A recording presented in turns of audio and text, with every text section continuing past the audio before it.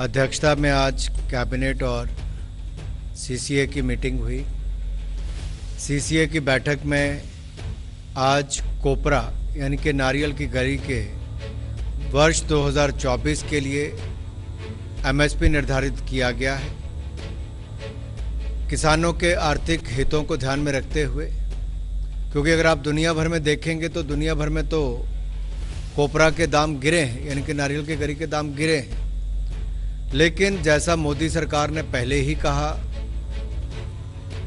कि लागत प्लस 50% कम से कम देंगे, और मुझे कहते हुए प्रसन्नता है इस बार भी 2023 की तुलना में मिलिंग कोपरा का निर्धारित एमएसपी 300 रुपये प्रति क्विंटल और बाल कोपरा का 250 रुपये प्रति क्विंटल बढ़ाया गया है।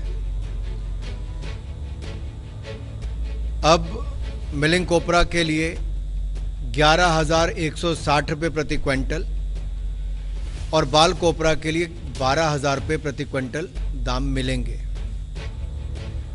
नारियल का तेल निकालने के लिए उपयोग में लाई जाने वाली ये फेयर एवरेज क्वालिटी की मिलिंग कोपरा जिसको हम यूज़ करते हैं, और पूजा इत्यादि के लिए बाल कोपरा का इस्तेमाल किया जाता है।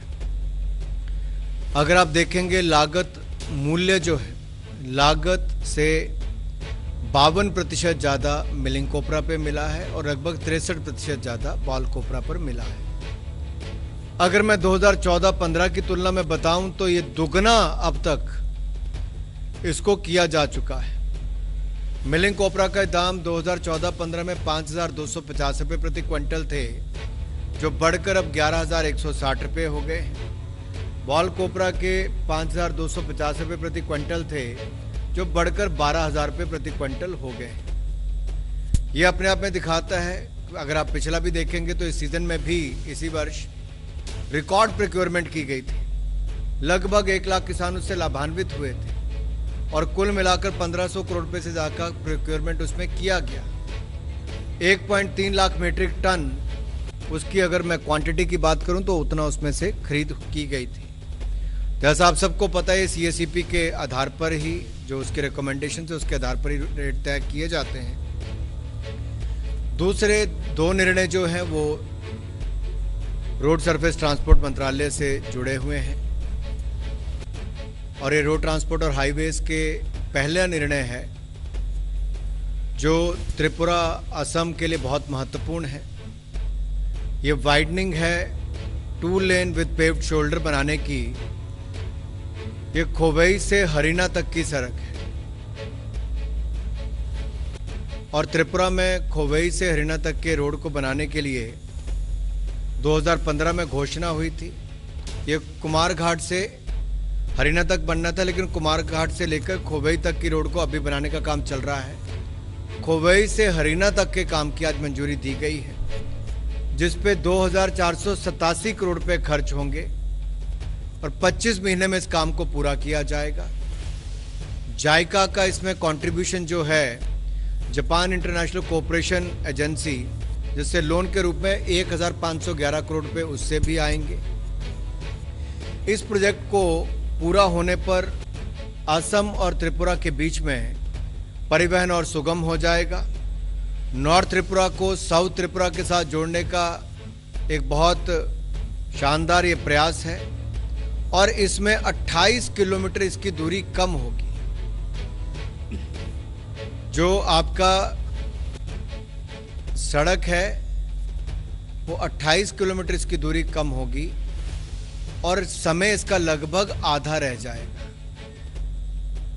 यानी कि पहले एवरेज स्पीड आती थी 30 किलोमीटर प्रति आवर, अब आएगी 60 किलोमीटर प्रति आवर।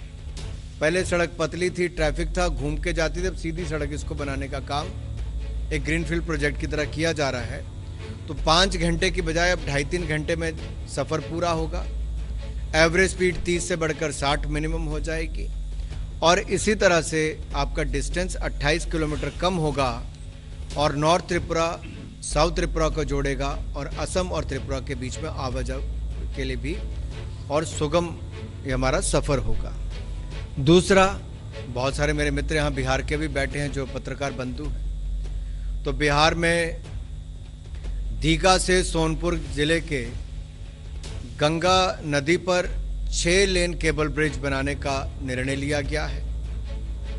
इसे 42 महीने में पूरा किया जाएगा और 3064 करोड़ रुपया इसके ऊपर 3064 करोड़ रुपया दीघा से सोनपुर के बीच बनने वाले 6 लेन ब्रिज जो गंगा नदी के ऊपर बनेगा, ये 6 लेन केबल ब्रिज है, इसके निर्माण के लिए मंजूर किया गया है।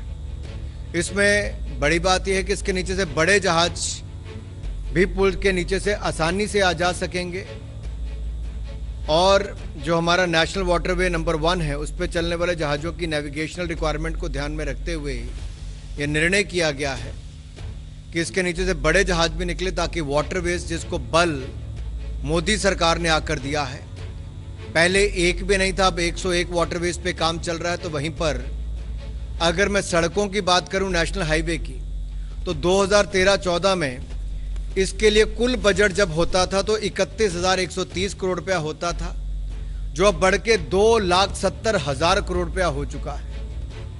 आप कल्पना कीजिए 2014-15 में मात्र 31,130 करोड़ रुपया बजट होता था, आज वो बढ़कर 2,70,000 करोड़ रुपया हो चुका है। और यही नहीं, हमारे 91,287 किलोमीटर नेशनल हाईवे थे जो बढ़कर 1,46,145 किलोमीटर हो गए। ये रिकॉर्ड वृद्धि है।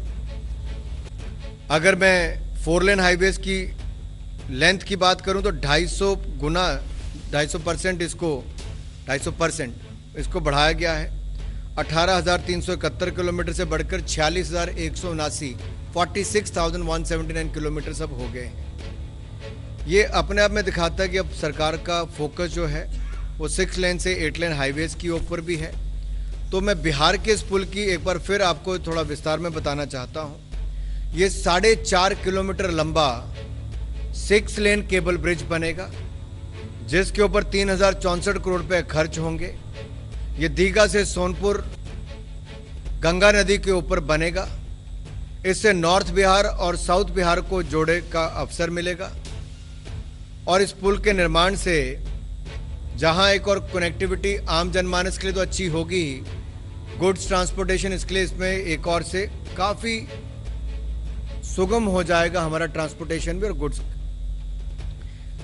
प्रोजेक्ट बुद्ध सर्किट जो है उसके साथ भी उसका हिस्सा है। ये वैशाली, केसरिया, अरेराज के लिए उन क्षेत्रों को भी इसका फर्क पड़ेगा।